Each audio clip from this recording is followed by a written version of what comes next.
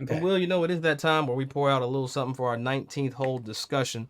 I can And never get no. I can never get any liquor with you to drink with you, bro. Hold on. We in a look, hotel. I got a little Firestone and Robertson. This is a little Texas whiskey. You dig I what I'm got talking some about? High Life water that they gonna charge $7 for Hey, opening I it. So I'm wouldn't do not gonna that, Will. open it That's with that's you. No. $7. Don't do that. That's Look at reckless. this. $7. That's $7. that's egregious. Well, you know what? I wanna It's spin back. crazy. I wanna spin Okay. back. I get in the comments. Okay. I like to get in the comments. We did the post. We did the show last week. We were in Sawgrass. Hope y'all caught the show. Will and I commandeering the 17th green. But as I sip on this whiskey this week, Will, something bothers me about comments, and it's just it frustrates me, dog. Like the fact that Hmm. people don't understand the plight of HBCU golf, and they Hmm. tune in the Golf Channel and they expect to see our brothers and sisters out there like shooting 30 under at Sawgrass in their first ever time there with one practice round over two golf courses. And they get in the comments and they talk. People talk. I don't have any. I mean, you can go to the comments and look at it. Sorry for the thumbs up, but they, it's just. Or what's going on with our world right now, where people are so they're so programmed to lack To empathy. find, It's like lack, lack empathy and aggressive to be a pessimist. aggressive pessimism, man. It's just Yeah. like somebody, one of the teams that. Let me before I even say that, you gotta understand some of these teams that are being fielded. There was graduation going on, kids already moving out, getting back home, trying to determine if they were going to make it into regionals, and then some teams got in late, and then other teams had to get into this championship late. There were kids that didn't get practice rounds that got on the last flight out on Saturday night to get to Jacksonville. There's a lot of stuff that goes on in these events, and NCAA only allows you to play one postseason event. So like Howard wasn't there, for example. They made it to regional, so there was an open spot. They didn't say something until like the week before once they finally got into regionals. But what I am saying is there are teams, Will, that are fielded by just students that Yeah. are off the block, unsculpted. Um their coaches are bus drivers. They don't have access to facilities even as collegiate players. They get on Golf Channel, and people just lack the empathy to give them a little grace. They're playing on TV for the first time. They're playing at Sawgrass. That Sawgrass is hard as hell. Like, let's just be It real. Like, is. and It for people is. to just kind of jump in there and be like, "Oh, these HBCUs, they can't play." Well, that's the point of the event, you dumbass Right. idiot. Like, the point of Right. this event is to expose these players to top tier competition in their own kind of space. If you're a 10 handicap, you're going to get your ass kicked by some scratch golfers. Everybody was a 10 handicap. This is a metaphor. They're not literally 10 handicaps. It's a metaphor. But it's just, I'm getting to the point where, Will, people are they can say so many dumb things with these thumbs. They would never say that to somebody's face. Never. Some of these comments, man. Yeah. Sorry. I'm off the rails right now. I get passionate and emotional. But it just pisses me off how brave people get behind Twitter and Instagram comments, bro. Yeah. It's unfortunate, man. Because I think that also, I hate to say it could be where the DNA in golf is as a whole. It's still woven into golf history that we just got to talk about people who aren't playing as great as what they're accustomed to seeing on TV, right? It's just if And this is on television, why? Because there was a yeah, sponsor enough to somebody that cared enough. ADT, Chat Kohler, Chase, Kohler, like all these yes, people care enough to grow the game how they see fit. That's why it's on TV. It's to inspire. It's not to inspire you, 40 handicap with quick thumbs. It's right. designed to inspire a high school player, an underrated player that wants to go to HBCU and says to themselves, "Oh, I could play on Golf Channel."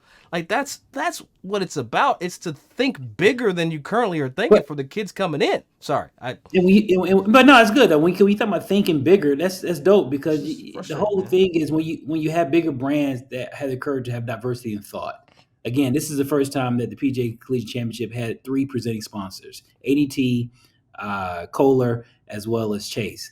And what those guys did, from womb to tomb, from the beginning of the championship with the Beyond the Green and Hmm. being present there, all the way to the 54th hole at the championship at Sawgrass. These guys really care about growing the game. So shout out to them. So everybody else who has anything different get a middle finger, and That's they right. know they can kiss.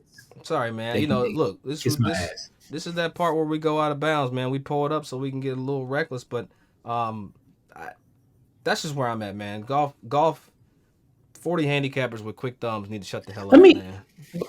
And here's another out of bounds too, Doug. Come on with it. I'm This is where drinking. I'm at too. And I don't know how to say this. I need my black. This is pure for the Afro-Americans, African Americans. If Sorry. you Sorry, white have people. if you have a child, that has talent in this game of golf, I'm going to need the parents to hire an agent to speak on their behalf.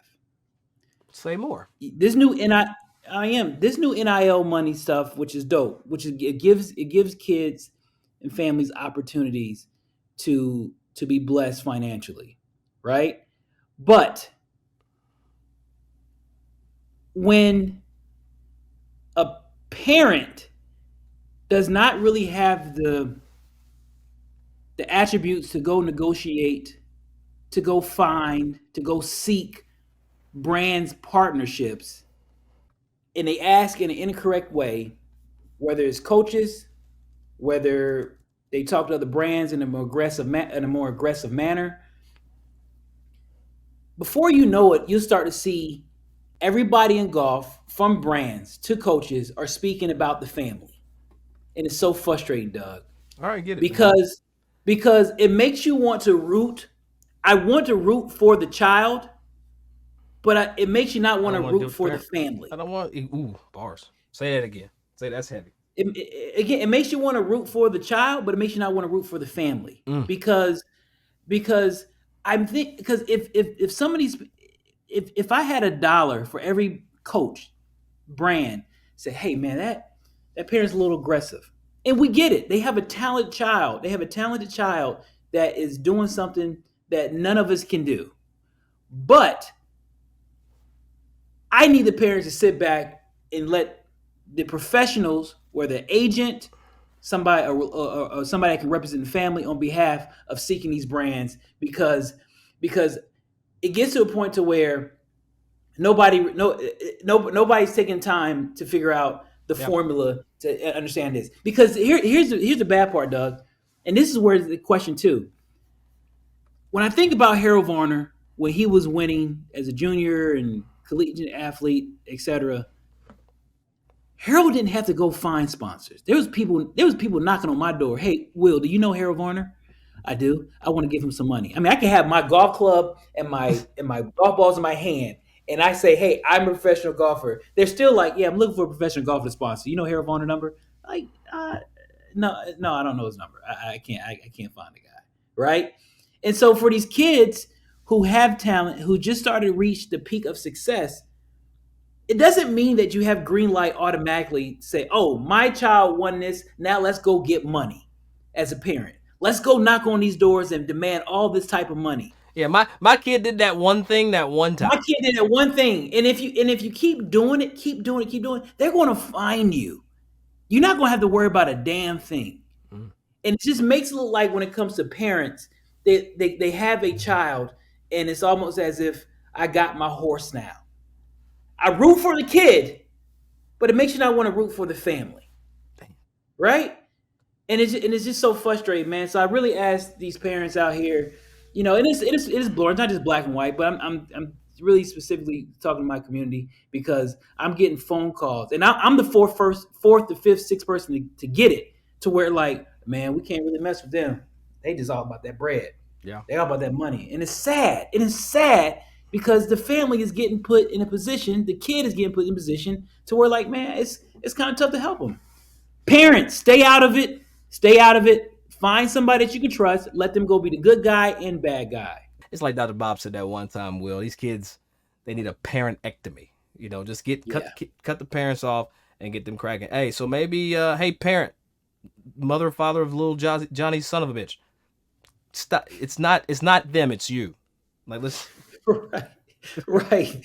It just frustrates, man, because these kids are so dope, man. They're so good and they're so great, and the parents are full of love and passion. They are, and I get it. And they got, and I get. I'm not in anybody's pocket because I know there's financial situations, and it varies from different family. But I don't.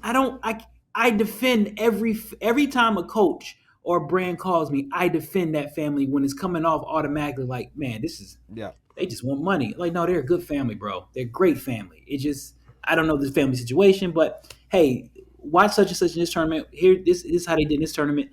They're a good family. Please consider them. But I'm just getting tired of hearing it because I know how sometimes we can be a little aggressive, and it's frustrating at times.